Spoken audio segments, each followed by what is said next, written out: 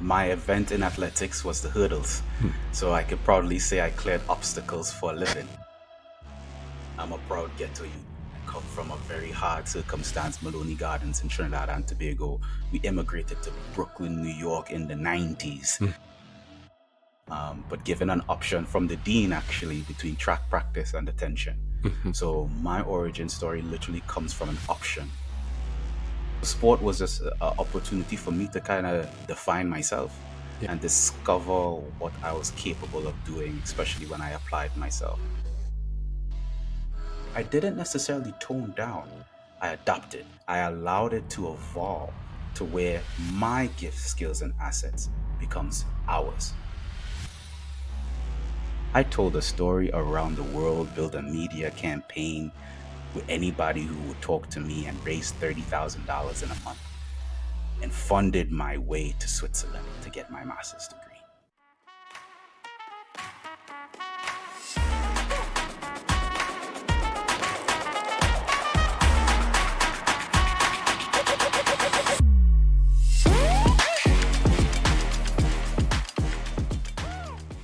Mikel, thank you for joining me today on the Second Win Academy podcast, all about career clarity for athletes. Great to have you on here today.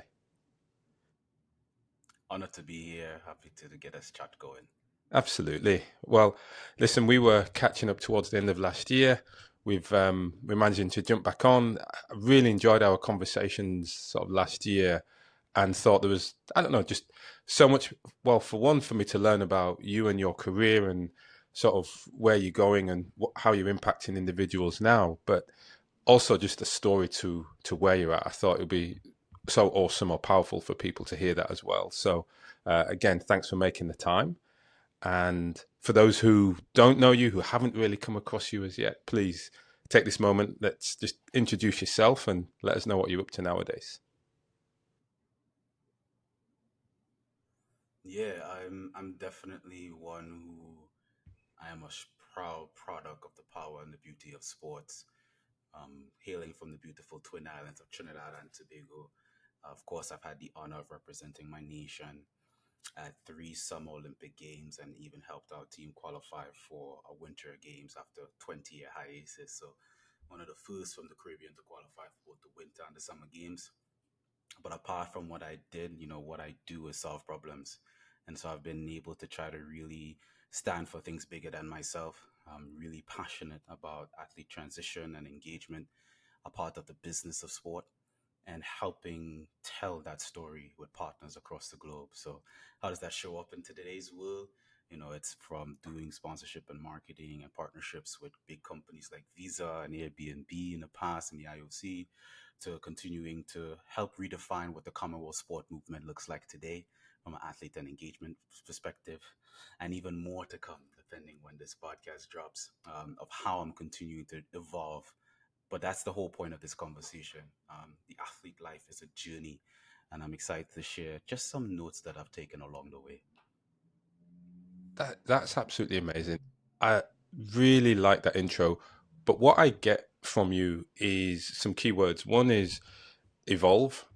And for you, it sounds like, well, whether intentionally at the time, but certainly as we're looking back, but that evolution through your career from on track to off track, and that problem solving nature. I'm always looking for these trends that go through our career, and it sounds like you've been able to lean into those as you've sort of navigated your career. Does that does that sort of resonate with you? Is For that sure. you feel? Yeah. 100%. I mean, my event in athletics was the hurdles. Hmm. So I could proudly say I cleared obstacles for a living. It's one of those things is, especially as you move through life, you can see problems or you can see opportunities. And I think that's where I have grown to in seeing challenges as areas of growth. I don't think too many people, when they drive past a hill, they would see, man, that's a really good place to get faster, or will they see a mountain that they can't climb? Hmm. That mentality shifts based off of your journey in life, and that's something that I'm hoping to people get to gain, Yeah. is a new perspective of how to take on challenges. Hmm. Do you think that was something you developed as an athlete, or do you think it was sort of always in there? Um, Good question. I would say a little bit of both. They always say certain characteristics, genes will present themselves based off of the environment. And I think sport is just one of those environments where you learn very fastly about who you are, what you're capable of doing, and a world around you. But I do feel like that's also the beauty. I'm a proud ghetto youth. I come from a very hard circumstance, Maloney Gardens in Trinidad and Tobago. We immigrated to Brooklyn, New York in the 90s. Hmm. So I think struggle is also the birth of innovation. It forces you to see your circumstances and situations differently. And so rather than just have a victim mentality, I'm very solution oriented because I realize no one is going to save me. Mm, So I had to find a way to change my future and the projection of those that's going to come. great. So you just mentioned there some of your origin story from birth to emigration.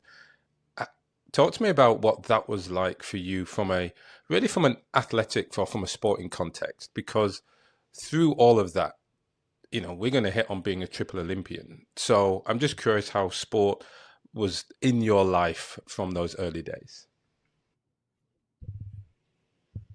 I mean, back on the island, it starts off as just kids running around, racing barefoot on the concrete, in the grass field, in the savannas.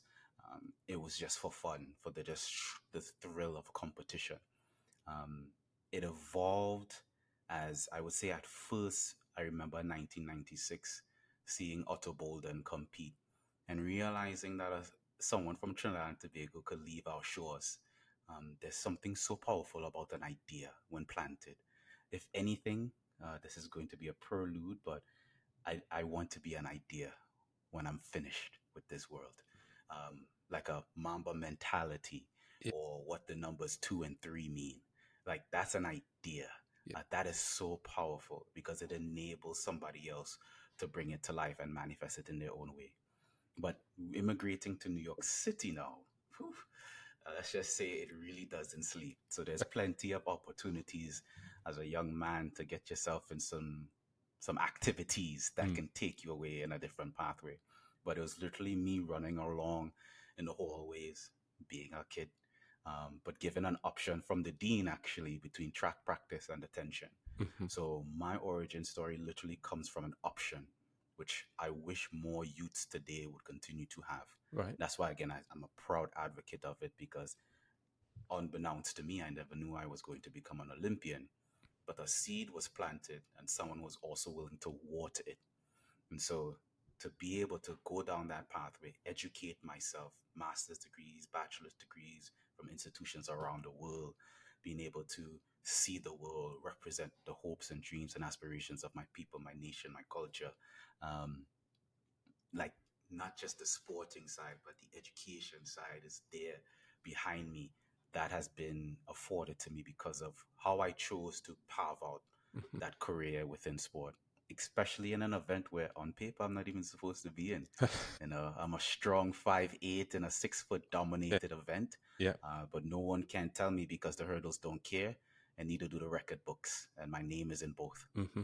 Yes, I guess as an athlete, and for me, that height, that stature, and just as a segue, is for me, been Brit Colin Jackson. He's not again, Yeah. you're 6'10" or whatever. He's not stepping over. He's like you. He is getting over those hurdles, no matter what is going to happen. And and I hear it in you. I hear it in your voice that there was that determination that came through. I'm really interested then for you as a youth. When did you start to realize there was something special about your athletic ability that could take you further than just running or having fun at school? It was, I would say, I'm a late bloomer in the event. For many people, they're competing in organized sports in middle school, elementary school. I really didn't start until high school level.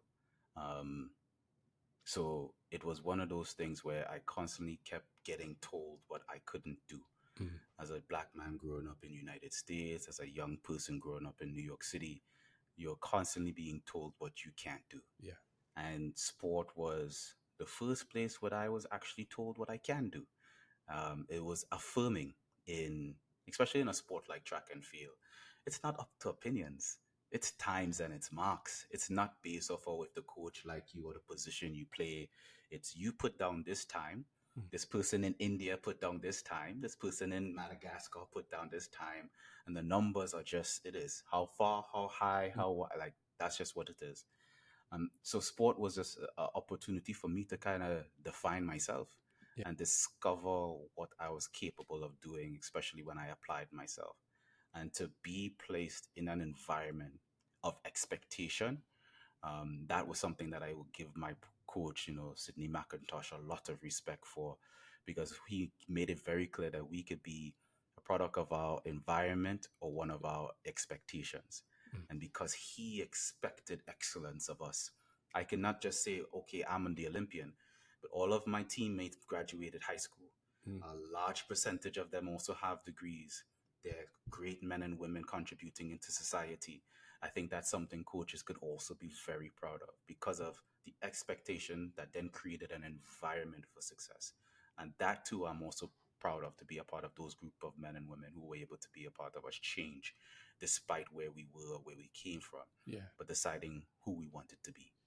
Yeah, and it's interesting. The two pieces they're pulling together from that story is one that um, you mentioned genes come out, or certain genes, when exposed to particular environments, they'll come out, they'll express themselves, and you know, without getting too into biology or anything like that. But what you really then talk about is how important that environment is, and you spoke about that coach for you, Mm, that where there was an environment where you've been told this is what you can do rather than what you can't do, and that setting an expectation perhaps higher than you realized yourself that you were, that you were capable of achieving.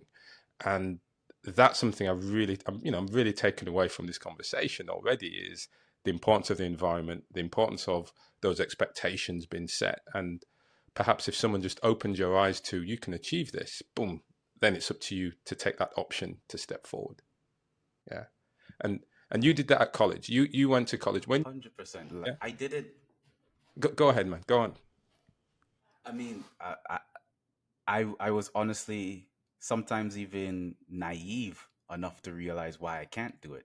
So, for example, in the hurdles, the junior height changes from the senior height.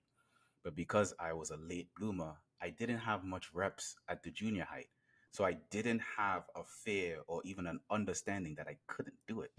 So that also made me like, sometimes there's ignorance is bliss in that regard, where I didn't have the bias of failure. Mm. And I think that's also something that sport kind of helps us to overcome. We're taught to um, roll with the punches and take your L's as quickly as your losses, to be able to have a play and turn around and go again. Like, how much of those principles are important in life? But it also shows you, if you work hard, if you're consistent, you will reap the reaps of your reward. So it's a very interesting place to learn a lot about yourself. Yeah, it is, right? It is. And it's one of the things we really pick up is that, like you say, you take the wins, you take the losses, equal measure, analyze them, move forward, keep moving forward. And that environment that sport affords itself means individuals who can go through that, who can, especially go through at that high performance level, learn quickly, right? And that's that piece, learn quickly to adapt and then put into practice those lessons. For sure. I think that's the biggest thing, because life is going to keep teaching you. Still taking losses, still having huge wins. Yeah, But the biggest thing is to learn from it. Taking, instead of a L being a loss, it's all a lesson. And like we've always learned in sport, you learn more from the losses than you do from the victories. And so taking what you can so that you can become better, but remaining humble yeah. in victory. Mm. Um, Again, so many beautiful things that I think are important from sport and in life. Mm. Yes, yeah, quite right. I'm interested or curious a bit. When you went to college, Did you have an academic path in mind as well, or was it a, well, I'm doing this for the sport purpose? Great question. Exposure, I think, is one of the biggest things, especially in figuring out what you want to do. I was fortunate to go to a vocational high school in New York City, East New York Transit Tech. So I had like electrical experience. We had a great relationship with like the MTA, which is our transit authority in New York City, one of the best in the world, right? So at one point in high school, I thought I was going to be an engineer. But again, fortunate to have exposure to what it was like, and hated it. Absolutely Okay. hated it. I Yeah. enjoyed being outside. I enjoyed interacting with people. So it kind of, well, what else do I enjoy doing? And so sometimes when you don't know what to do, you do what you know. It's a saying that I've come back to a bunch of times. And I knew that the sporting space was something that I enjoyed. So I wanted to help. And so I first, at a university level, wanted to learn the PT, the athletic trainer route. Was exploring that. And my freshman year was a very tough coaching environment for me. I ended up transferring then to the University of Kentucky and just continuing to just learn about the scientific part of sport, which is interesting because I remember my biomechanics project. I proved that my height is not an issue when it comes to me clearing the hurdle because of the principles of projectile motions. All I had to do was change my parabola. So science backed me up. So now Yeah. all I had to do was buy into it. But again, it was exposure to different things. And as you kind of have these champagne problems, you have successes, you end up with different sets of hurdles, different sets of problems. I truly also believe that the issues or the things that aggravate you or bother you are because you're supposed to be a part of the solution. So along my sporting journeys, I kept coming up against hurdles, for lack of better words or appropriate words, that I could not clear. And rather than put the onus on someone else, I decided I wanted to be a part of that change. So from coaching, I put my hand into coaching, coached at some great institutions from the University of Kentucky to Nebraska to Cloud County to the University of Florida. And I learned and I got exposed. So in sometimes, for those who know where they want to be and what they want to do from day one, shout out to you. But for those that don't, sometimes it's just like being present in the current season that you're in is the appropriate step for your next season. And so I just kept trying to answer the what is or why is it, and it kept opening different doors. And so tried the coaching route, wasn't really working for me. Wanted to continue to advance my professional career. I was kind of a dual sport athlete most of the time, had to figure out how to fund the dream like many of us, and was luckily coming up at the time when social media was coming up. Got really good at documenting my journey and felt that was like a cool creative space for me. Mm. And then learned supply and demand. Oh, I have more following that X business has more following. Well, maybe I can introduce you to my following. And now I'm leveraging ambassadorship before it became influencers and using that to tell stories and work with brands. Okay, now I have a skill set, but there's still this issue. But I really love to do that. So I kept answering one of the biggest questions is what if? Mm. In a positive way, because I think sometimes we use the words what if to hold us back, but I kind of use it as a stepping stone. What if I did X? What if I did Y? And I allowed myself, again, because of the mechanism that sport provided, the ability to test and move forward, Mm. test and move forward, grab notes, learn, move forward. You know, And that's allowed me to get. well, I was just saying that that takes a lot of bravery, a lot of boldness to to almost live very much in that moment, be in that position where, man, I don't know what I want to do. Don't worry about that. Let me focus on right now and test, experiment, and fail. Now, on the track, that's within the bounds of training and competition. it might give you a bit of confidence. When you step off that track, you're in the big world. How, how Mm. do you think you manage to maintain that boldness, that bravery to say, no, no, I'm, I'm where I'm supposed to be right now. What if I do this? Okay, that was good. I've learned. How do you get that? How did you deal with that? I was fortunate that most of the things that I was testing was sport adjacent. Um, so you couldn't tell me that I wasn't trying to break the world record. If I'm going to do something, I'm going to really try to do it at the best level I possibly can. So that was the mission. And then so everything else was a supplement to try to accomplish the main thing. And so that's kind of like how these other things evolve themselves. So, for example, how did I learn about social media? Because I needed to pay the bill, I needed to fund the dream. And so it organically came along in knocking on doors and building the following. So it was an organic effort to fund a necessity. Same thing. How did I get into coaching? Well, I wanted to keep working with my coach at in the NCAA system. And so in the US, if you're not in the university, you tend to be a volunteer coach. So if I want access to the facilities, I got to give back to the program. No problem. I'm going to start learning about this thing. So because the main thing was already clear, and again, not all the time it's clear, but at least I had something I was aiming at. Everything else kind of came in supporting it.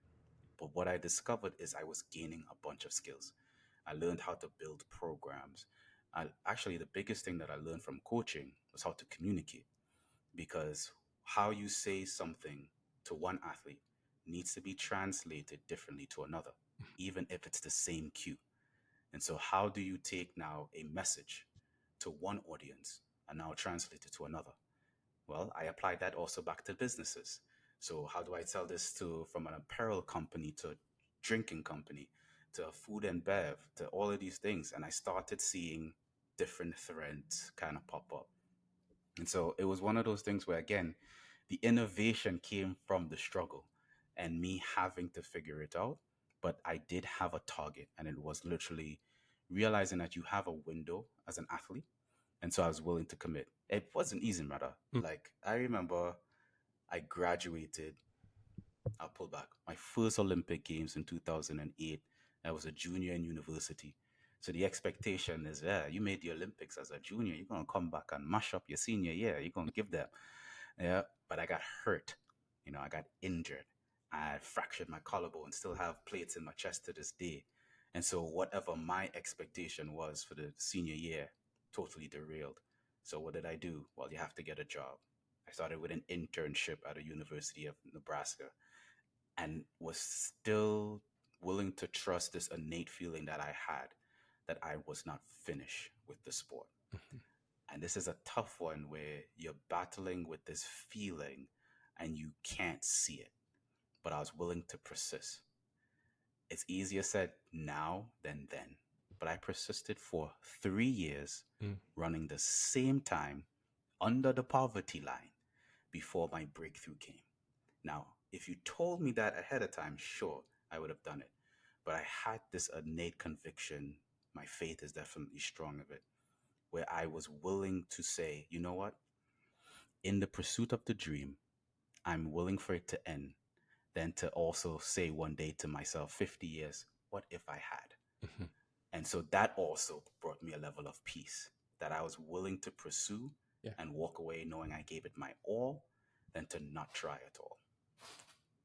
and that's a big dream, and really cool words to go with it. But that's a big dream, and recognizing it. And I guess you've mentioned something I do want to understand more on. Is that life as that dual athlete?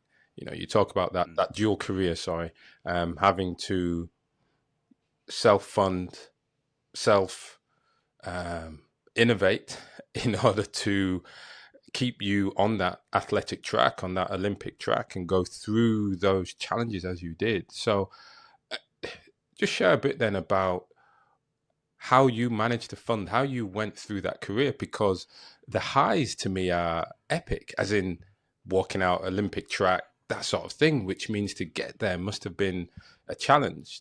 Can you just share a little bit about what that journey was like for you. Yeah, I'm very fortunate. Again, looking back, I can say that now. But man, when you was going through it, you couldn't tell me. It was rough. I'm laughing Um, because you say it's fortunate, and I'm like, man, this has got to be good to make this sound fortunate. So, because it's hindsight 2020. Mhm. But like, okay, so very fortunate to have been in the NCAA system, right? So obviously, then the expectation placed on me and around me after making an Olympic Games at 20 years old, that your 21 year, your senior year in university, you're definitely going to be better. You know, you did all of these things. The expectation is going to be higher. Because that did not happen, but I still felt like, okay, I had an injury, I had a freak accident. I was hurdling one day and I fractured my clavicle. So that ended my outdoor season for my senior year. So that in itself made it feel like it was incomplete because it was a injury that was not major. It's not my legs. The babies are good. So there's probably still something there. I tasted the mountain and I saw how sweet it was. And when I went to the Olympic Games in 2008 in Beijing, I PR'd twice. I was just happy to be there. I was a bright eyed 20-year-old. You couldn't tell me nothing. So I felt like there was more that I was capable of doing. So I tasted the success piece. And then I felt like it was cut short. So when I returned the following year, now I'm at a university, I'm working, I'm training before business hours, I'm lifting during lunch hours, I'm doing my track during evening hours. Literally, my days would be like from 5 to 11 for a whole year. And I'm giving everything to the university. I'm giving everything. I'm sitting down with the coaches trying to understand. I became a student of the craft. And so I had left no stone unturned. I decided to go back to Kentucky to finish out the season, got injured again, was trying to coach. Should I coach? Couldn't get a coaching job.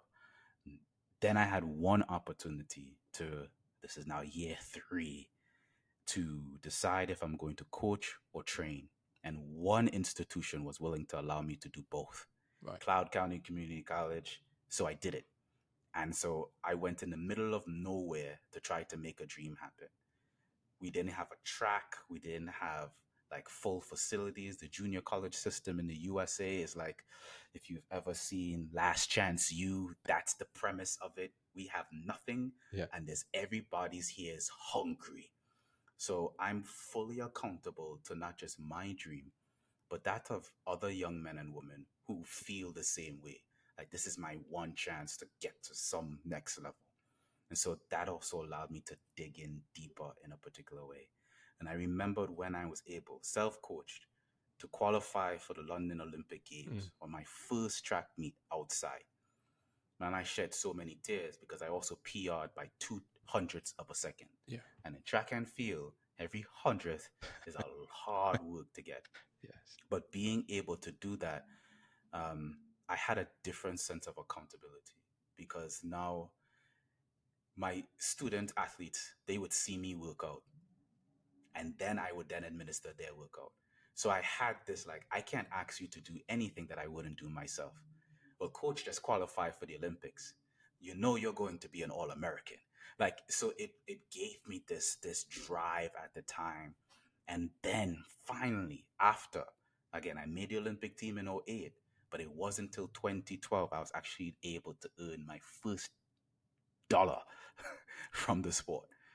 But how many people are willing to travel to the middle of nowhere, Mm. spend 3 years in the matrix of you don't know what's going to happen?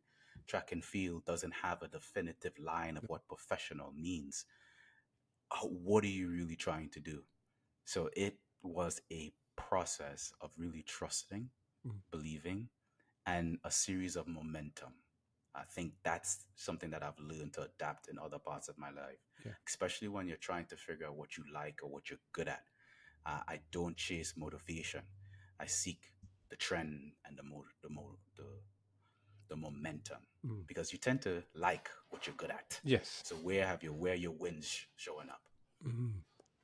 Yeah. You know, What else? The other bit that kicks into me there is in terms of athletes and having to train yourself, finding that ability to train other people, bring them along that journey when you're so young as well, and Mm, that that takes something else. Athletics, the hurdles in particular, is it a team sport? I wouldn't describe it as a team sport, but you put yourself in a position quite early on where to be successful, for your success, you had to help others be successful. You had to be a good coach mhm. in order to stay there, and that helped drive you forward as well. It's and that's a theme that I know as we get to where you are today. That's a theme that seems to have continued throughout your career as well. Yeah, I've had to ask myself because the sport is also unforgiving. I've been in circumstances where I've been loved, and I've been in circumstances where I've told I failed because I finished fourth. I don't know in life where you finish fourth and you're considered a failure. So sport can be very unforgiving. So I couldn't rest later on in my career my identity strictly on sport. And so what I started to do, and again, it's what I learned from when I was coaching, what I learned from doing my own sponsorship and little brand deals, is you start tracking the trends. And so I started to ask myself a different set of questions around, well, what is the feeling that you enjoy? Or what is it that you get to do? Or what do you like about this? What you don't like about this? And service is one of my golden threads. If I don't get the opportunity to serve for something bigger than myself, it's not going to get the best of myself. So that's also where, if I have that opportunity, representing things larger than myself, driving a meaningful impact, service, these are threads that I like to really look for. And then later on in my career, that's what I started to really pursue more than just a title. And that allowed me to become a firefighter. I asked myself again a different set of questions like, well, what is it that you wanted to do? Hmm. Because I remember now 2016. So '08 to 12, I'm in the matrix. I finally make it back to the international level. But I would say from 12 to 16, I'm professional. Right. But 16 was a disaster. Now 13, we did good, had an amazing time, broke the national record, top five in the world at one point. 14 injuries, nonsense. I was part of a funding program that was embezzling money Mm. that ended up having me become homeless in that process because in the United States, bills are still due. They don't care when your government is writing the check. Hmm. So now I'm on my way to represent my nation, and I felt like my nation wasn't representing me. Somehow turn that around. Rather than trying to blame, we worked on reform. This started the whole thread around governance and structure and athletes' rights and, again, being present in the moment, but recognizing that there's other people behind me. I'm not just going to try to grab, I'm going to try to set up. And so we did what we needed to do. 2015, I get my first international medal. Now, if I had stopped, '09, yeah. If I had stopped in 2012, yeah. If I had stopped at 22, but it took me till 2015 to get my first international medal. Broke it when it counted at a championship. Yeah, you think I reached the mountaintop. Well, I go to the world championships and I fell on the first hurdle when I was expected to be a finalist. Yeah. Like life, Yeah. it happens. But in 16, I knew, you know what? I made three Olympic Games. If making a fourth would be amazing. It's hard enough to make one games, but even as a returning Olympian, you have a 33% chance of making another games. I did it three times, so I'm running out of threes. Yeah. Yeah. So it was tough. Yeah. But I wanted to start figuring out what next was. And I wanted to stop being on that emotional roller coaster of one day I'm hot, one day I'm loved, one day I'm hated, one day I'm left, one day I'm right. And so I started asking again myself different questions, asking myself a different set of what ifs, what I was always interested in, what I was curious about, and just be willing to take the risk. I lose nothing by applying Mm. for a job. Like it's paperwork. Well, it is. So little things like that. Yeah, it is. You're right. You lose nothing. It's paperwork. You do lose something. You lose the ego. You lose that belief that you're the champion. You're a three-time Olympian. You're coming through this. Now, typically, that's hard, right? That's a challenge. Now, for you coming through being a coach, meaning you're having to think about how they're thinking and making sure that they are not putting everything in one, but are being a balanced individual. It sounds like some of that rubbed off on you. So you were able to practice what you were preaching and be like, hey, actually, this isn't the end of the world. But you said something really interesting to just then, which was as you were approaching 2016, you were a professional. You became a professional athlete. What what changed to make you feel you're a professional versus not being a professional before? Yeah, in track and field, it's a really hard thing to define Mm, because we don't have leagues or teams. Um, and now it's even harder because you can make money as a junior athlete. So at least then it was when you were able to earn a check from the sport. mm-hmm. You were ineligible from the NCAA perspective. So if you're not an amateur anymore, you're Yeah, considered a professional. and that means When, in my eyes, time. Oh, go. yeah, professional athlete. Yeah. Now I would say, well, at least then, what I considered professional was I can live solely off Mm, of my earnings on this sport.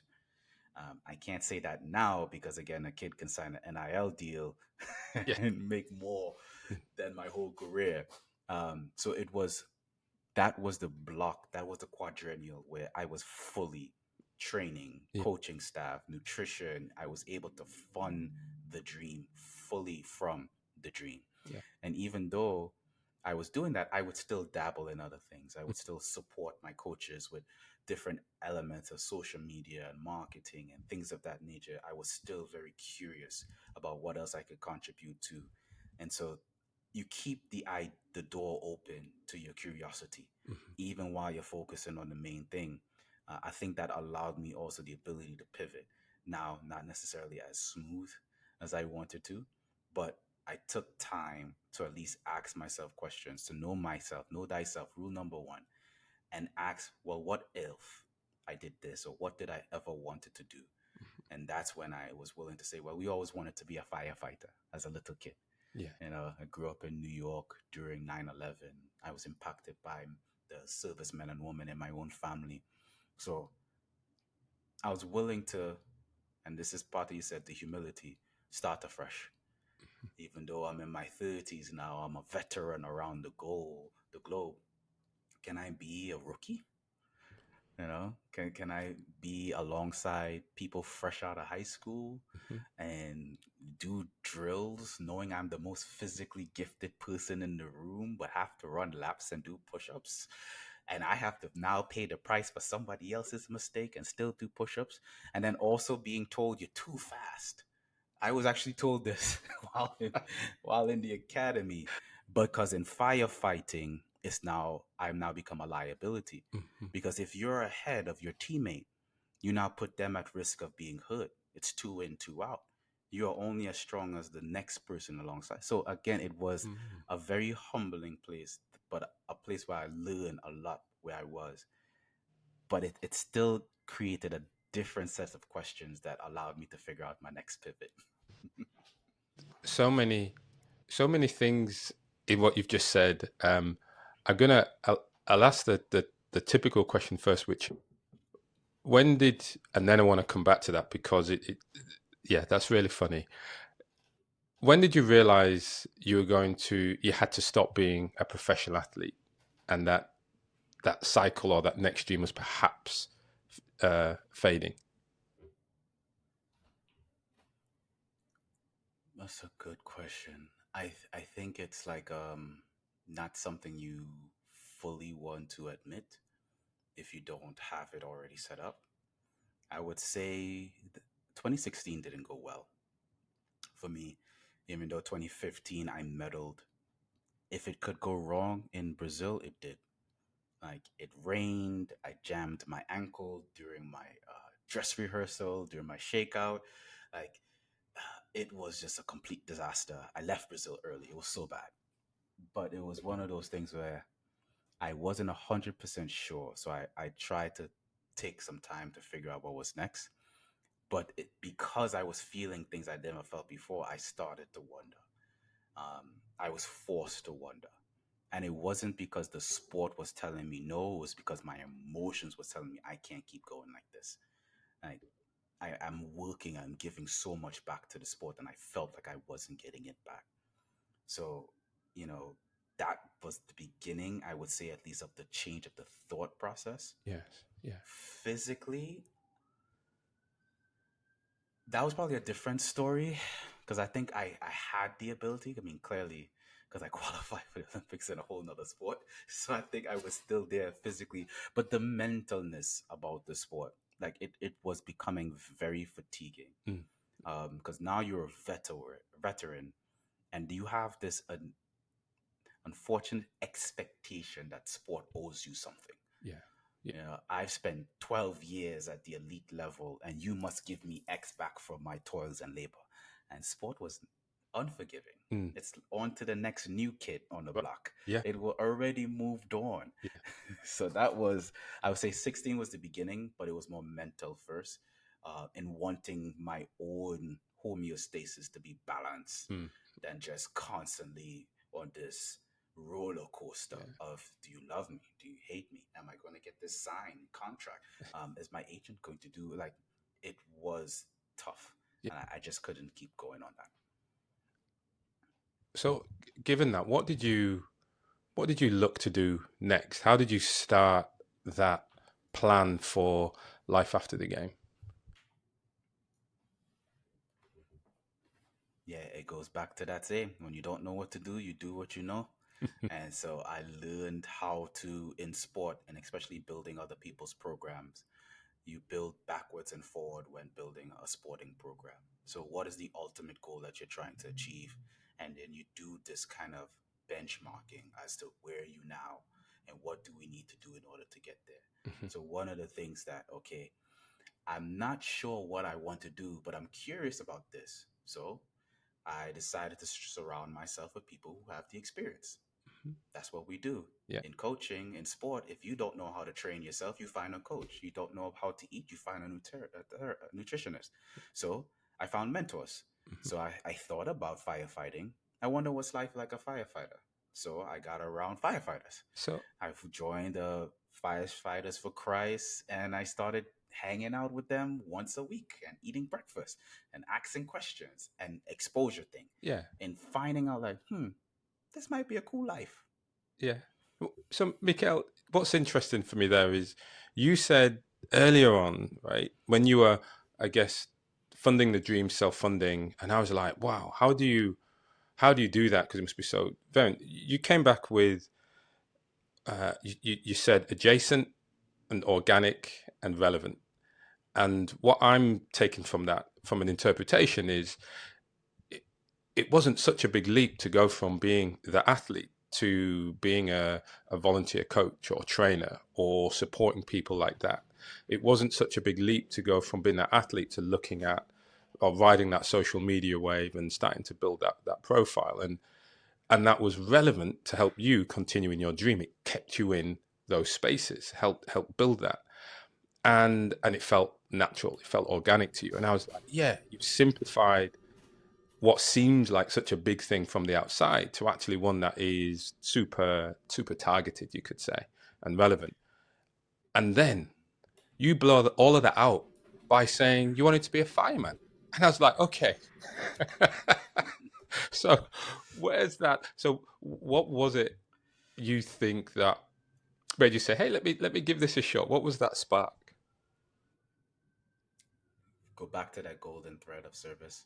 Mm. And so, what I loved the most about being an athlete was what I said a little bit earlier is representing the hopes, the dreams, and the aspirations of a people, a culture, and a nation.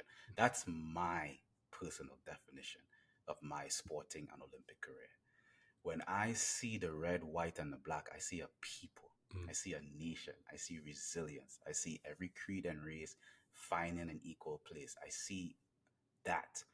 And when I traveled the world and been to different places, I realized I was a lot of the time, the very first time you would meet or see or hear or connect with someone from the beautiful Twin Islands of Trinidad and Tobago. I took that with pride. I didn't see that as pressure. It was an honor to be an ambassador. And so with that, I was like, man, that's what I really love. That's service. That's representation. And so, well, what were you curious about? You list out if I had to make it an experiment. mm, Again, it's very similar to what we did and how we built out the program. So, what is it that you found the greatest set of joys from? And then strip it down of, well, what's the element? Who do you get to be? Not what do you get to do? And I get to be this person. These virtues are what get to stand out to me. Now, all the other things that you're curious about, where can they mirror? Where can they match? Do you get a chance to do that here? Or do you get a chance to do that here? Well, let's go find out. And mm, then the exposure thing of mentorship. Again, humility, but there's nothing for me to go have breakfast with a former firefighter or a current mhm. firefighter and learn and ask, how is it like this? What do you think? If I'm trying to do this, what do you think I should do? And then also building legitimate community to help you figure out what you want to do next. And so they gave me some advice. I executed on their advice. Mhm. I decided to take a role here. At the time, actually, I'm back in Atlanta, so I served in the Atlanta metro area in Clayton County. I enjoyed it. It was exactly the elements that I thought I wanted to do. Yeah. But I'll also be honest, in being where I was, there was still sport pulling at me Mhm. because part of my motivation in leaving sport was the inconsistency of sport. I was very frustrated. I had to move across the country to work with this particular coach. I didn't like how the funding systems and the structures were working. So I wanted something also stable. And firefighting was one of the few jobs left in this world with a pension.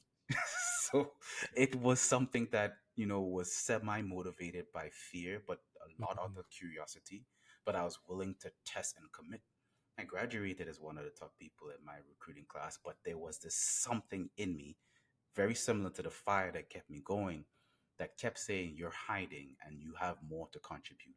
And the thing that's bothering you isn't what's happening in the service, is the fact that you know something about sport that you're not contributing back to the ecosystem.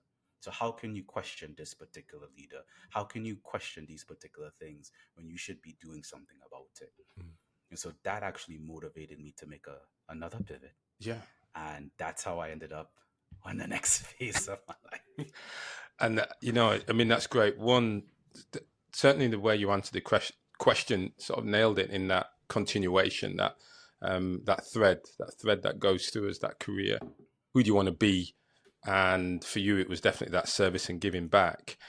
I was Mm, going to be asking, and I think you're getting there, that connection to sport. And it was pulling you back out of mhm. being a fiery. It was pulling you out of that career once more. How did it interested? How did it feel to walk away from being a fireman? Mm. I cried. I did. And I took a video, I took a picture. I had a lot of favor. I really, I love the teammates that I've had along the way, but it's something also very different when you're willing to die for the person next to you. Like I've seen some things, in serving the community. I've been on some calls that I forgot and blocked out of my head, and I had to talk to people to kind of explain, oh, yeah, I was on that call. I've caught babies. Um, I've visited homes of veterans that have taken their own lives.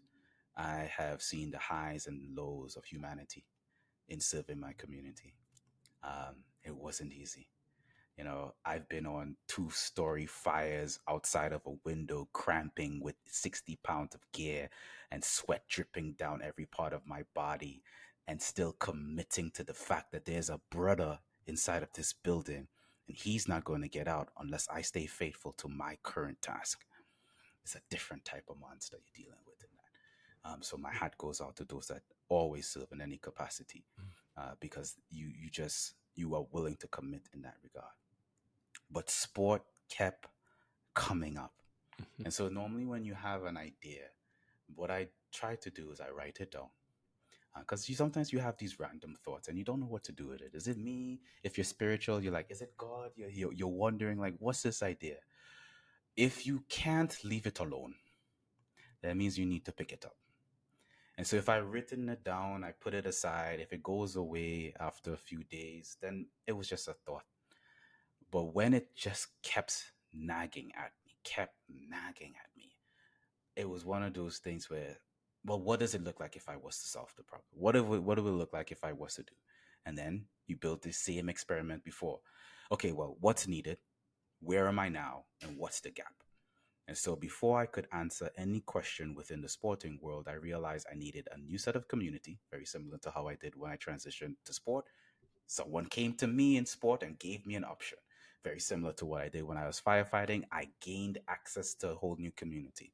So I realized I needed a new community and I needed new information because I could not. Maybe it's the humility of how fire service was and learning from different people. I can't judge a person for making a decision with information that they currently have. If I don't have that information, I'm not sitting in their seat. I know we love to judge leaders in various ways, but if you are not sitting in the seat, you do not want to ask for it.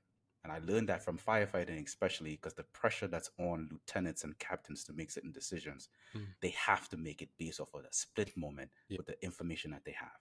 So I needed to understand what is needed to make certain decisions. And I needed to surround myself with individuals who understand and know and they can give me that. So this notion of coming to going to school and getting my master's degree kept coming up. And in a dare to God, I was like, okay, if it's school, I don't want to go back to school. Technically, I'm living a dream job. I'm going to shoot my shot at the number one school in the world and see. I kind of figured out how they do it in North America. Let's see how Europe is doing it. And I got in. Again, Yeah. what do you have to lose? A few $100s towards it? Are you humble enough to now start over again to be a student? Ah, man, to go to a whole new country? Mhm. And then the opportunity presented itself and I got you. But just because the door opened don't mean it doesn't present its own set of hurdles. Good. Because Switzerland likes their money up front, so I had to figure out how to fund the dream Mm. again. But I had practice at that, didn't I? Funding the dream. Yeah. How did I do it? Well, I learned how to tell a story. When you don't know what to do, you do what you know. And so, what's around me? Social media is hot. Crowdfunding is pretty hot right now. I told a story around the world, built a media campaign with anybody who would talk to me and raised $30,000 in a month and funded my way to Switzerland to get my master's degree. So it's like the muscles that you prepare, the small stories and its hurdles you've experienced, these were just reps. These were just practice. And I know a lot of the time it's scary with the unknown, Mm. but again, I just love this is when you don't know what to do, you do what you know, and you'd be surprised what you will accomplish. What were you aiming to achieve with that masters, that move? What did you think was going to come next for you? I didn't know, but I felt like I had a seed, Yeah. and I really didn't know. I can't tell you like I had this ambition that I would be the president of the IOC. It was like I know there's a gap, and I feel like I have a seed, and I think this is might be the best place to plant it because again, if anything, the trend that I've learned is expectation and environment. If you have the right expectations, you can set the right environment or you can find the right environment. Same thing when it came to coaching, same thing when it came to training, same thing when it came to every pivot. I don't have the answers, but if I plant this in the right place, maybe they will. Maybe I will at somehow get the exposure. Again, it's like common threads that keeps pulling up. I just wanted to get the exposure to something that I didn't know, but was super, super curious and felt convicted to be a part of. And that led me to Switzerland. Okay. How was the Swiss experience for you? That's different environments, for you. How did you find it? It was actually really awesome. The only thing that sucked about it was the pandemic. I'm a victim of that during a master's experience. Yeah. I wanted a change. Hmm. I wanted to figure out how sport can be utilized at a global level, especially with the European model. Mm. American level is pretty simple: X's and O's, dollars and cents. Move the needle, we all win. But in Europe, there was a different context towards it. It's the storytelling, it's the political piece, Mm. it's everything around the body of sport. It's organizations and alphabet suits of different acronyms that you would need to know how to work with. It's more complex and robust in its own way. And so I wanted to gain that understanding. And going there was really good. That refreshness kind of helped me because I was still at the time pursuing Tokyo. Yeah. I took a little bit of a sabbatical to become a firefighter, but I decided to go back towards Tokyo with a different set of motivation. But the pandemic kind of just derailed everything. Yeah. And so that forced a whole nother reset. And I think we all experienced it. I think we did. Well, I know we did. It was a global reset for everybody, I think. And that opportunity to, I guess, to sit back and say to ourselves, well, what is it we really want to achieve? How do we really want to spend time? Certainly, if we're Mhm. in a position to be able to do that. So, for you coming out of that experience, and I guess getting to where we are today in terms of that impact, how did how did that set you up for where you are now? What you're aiming to achieve. Yeah.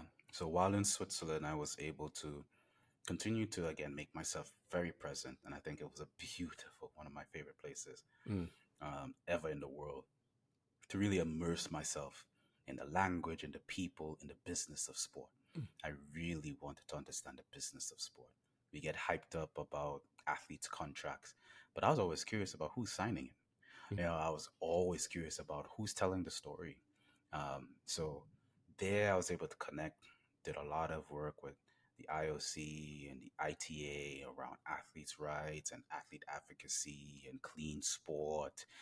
And I remember there connecting with the top sponsors and advocating that I've led men and women into burning buildings and I've captained teams.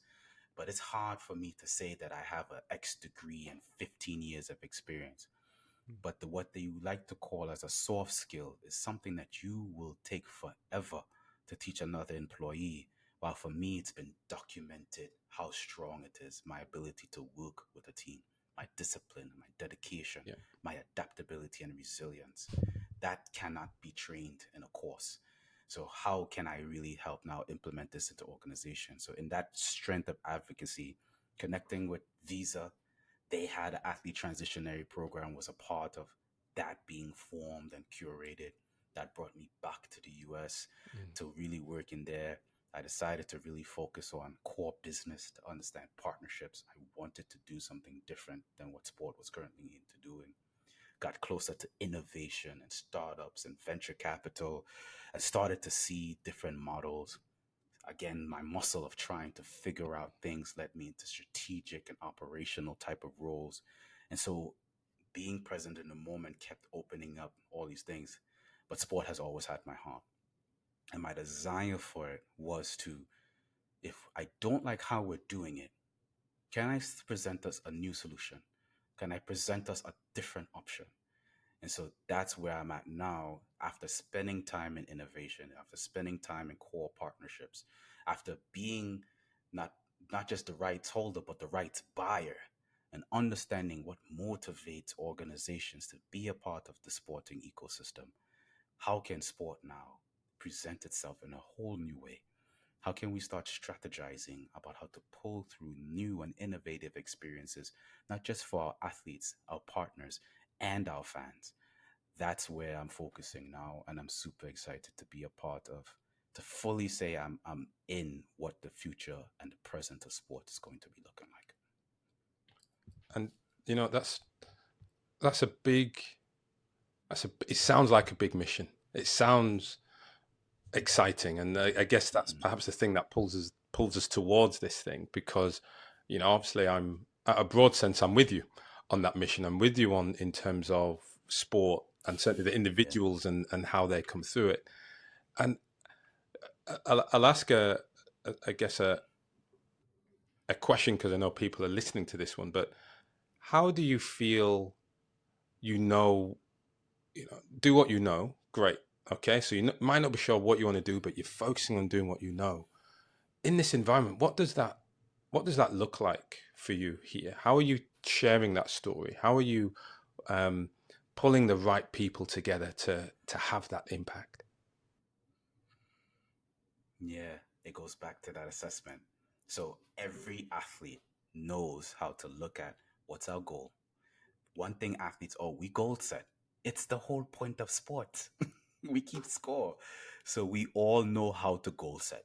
That's one thing I'm sure of the audience. Well, if you strip that down to the core principles of what goal setting is, there's always, okay, is this is the target. Same thing like how your GPS works. GPS doesn't work if you don't know where you're going. One. So what's the goal? If you have a fair view of where it is, that's okay.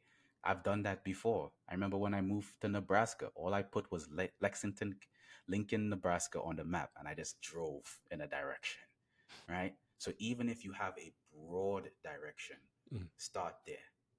But then the next thing that you do with a GPS is what? Well, where am I now? That is always the thing. yeah, And so even if you have a broad idea of where you want to go or what it is that you'd want to do, well, where are you today? And what would you or could you possibly do to get better? So if you're trying to make a tennis finals and you haven't, well, you could start a testing. Well, I need to move up the ranking. I got to work on my backhand. I got to work on my doubles partnership. Like you could start identifying both your strengths and your weaknesses. And that's why I say, if you don't know what to do, you do what you know. And I double down on what I know, especially what I know how to do well. And so if you have been able to attribute some sort of value, if someone said, you know what, I really appreciated when you did that, that documentation, it helps you get mm, momentum. So even though you're not necessarily confident or sure, you go where the stone is rolling, yeah, and you allow it to keep moving in a particular direction. That helps you at least figure out the next step. yeah, Because that's sometimes the biggest thing. The unknown is scary, but taking one step is one of the biggest things that you can possibly do. yeah. Well put. Well put. One element to do with those skills that we bring with us, like you say, we goal set, we keep score, sent what individuals do. Oddly enough, when you were a fireman, what made you great as an athlete, in some respects, held you back, and that's your pace, your speed. So you were too fast, which is a wonderful just scenario, which I know I'm going to keep on using. Yeah. What I mean, so how do you? I suppose it's what are the traits that you had to sort of tone down in yourself in order to be successful in this part of your life, in this that second wind. How do you say, okay, that's not the trait that's going to get me ahead now or help me move forward? I need to raise this one. What do you think some of those things might have been or are for you? Hi, it's Ryan Gonsalves here. Thanks for tuning in today. I just want to take a moment to ask you an important favor. To help grow this channel, one thing will do that above more than anything else.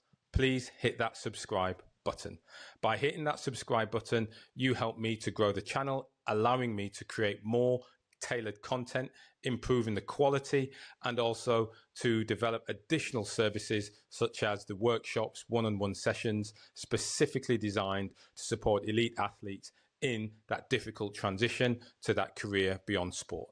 So, if you want to join me on this journey to help inspire, guide, and connect individuals to find their second wind, please hit that subscribe button. You know, that's a really good question, especially being a black man living in the United States of America, constantly feeling that you have to tone down. So it's a double-edged sword in a sense. So I'll use the physical example of how I evolved my speed to become an asset.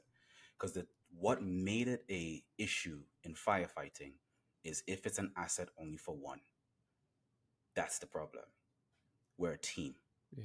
And so my speed was only an asset to my success in firefighting. Well, how can I leverage what my speed brings? What it did bring was a fitness. What it did bring was a lung capacity. What it did bring was a composure. And what I learned to do is now share that with others. So now I'll enable them to go to another level. And the better they are, the less that I actually have to exert. That's what the thing is. So I didn't necessarily tone down. I adopted, I adapted, I allowed it to evolve to where my gift, skills, and assets becomes ours. And so the same thing, my passion, right? As a black man, you constantly tone down your passion and your energy. Well, I've evolved it to compelling storytelling. I'm not, as we like to say, whitewashing or code switching. Mhm. If I'm speaking to you in English and you telling me you're a native French speaker and I keep yelling at you in English, are we communicating? No, it's ineffective. But it's the same thing that I learned when I was coaching. I learned that even though three athletes need to do the same thing, this person is audible, this person is visual, this person thinks a particular way.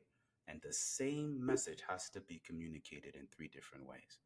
And so the same strengths and gifts that you possess, no, you're no longer on the massive stage of sport.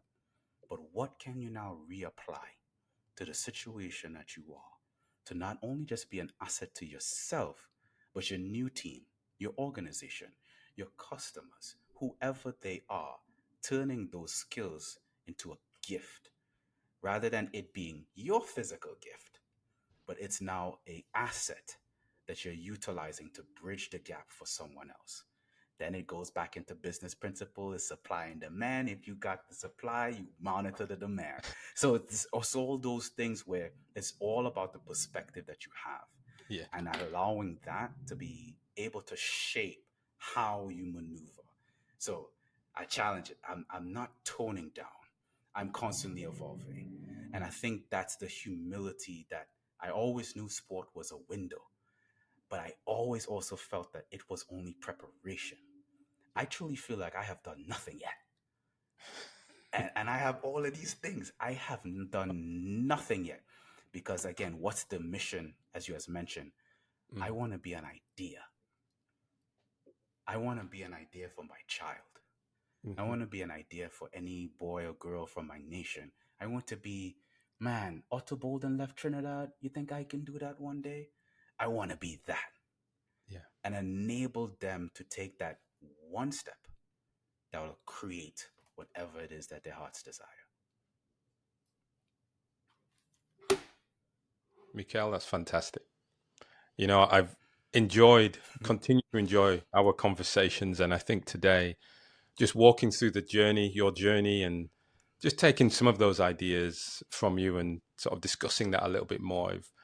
Um, it's got my mind thinking, start of my day. I'm just going to be thinking about this all day as I move around and drawing little things. So I got to say thanks for sharing your journey, for just probably igniting sparks in my mind, and hopefully for those listening and watching who are going to feel inspired to really make that first step and find themselves in that environment. Just as, just some last words perhaps from yourself when you think about athletes who are navigating that path, who are starting to think on, well, how can I move into what's next? How can I prepare? And indeed, how can they perhaps join in that impact journey that you're going through at the moment? What guidance, what advice would you give to them listening today? Yeah, one, be patient with yourself because it's a journey. Um, Back to a theme in the story. In physics, the hardest force to overcome is the first, is inertia. So it's a principle. Starting is physically harder, but momentum is powerful. And so if you take that just initial first step in asking a question, surrounding yourself potentially with a community or someone who might know one thing more than what you currently know today, that can at least give you your next step. And as you continue to pursue these motions rather than the motivation, you end up doing the same thing that you've always done, which is take discipline and make it an action. And as an athlete, you already know what discipline creates: freedom. That's what I was taught. It was a perspective shift. While as we are disciplined with the little things, we are able to receive and be faithful to the bigger things. So it's a journey, one step at a time, allowing yourself to be curious and ask a positive what if, and you will be surprised what's waiting for you. Mikel, once again, thank you. If people are watching this, listening to this, they want to follow your journey a little bit more, I'll put it in the show notes. But if you just say now, what's a great place to find you? Absolutely, we're going to be engaged in all social platforms. It's Mikel Thomas, Mikel underscore Thomas on everything. And of course, on LinkedIn is probably going to be the best place because that's where I live now at this stage in my life. So LinkedIn is a great place, especially if you're interested in transitioning career, you're building something amazing. I think that's a great place to connect because I can connect you directly to someone who can just give you some more 2 cents for the bucket. But that's the best thing, and more is about to come. You ain't seen nothing yet, so stay tuned. Mikel, thanks for joining me today. Really enjoyed our conversation on Second Wind Academy podcast.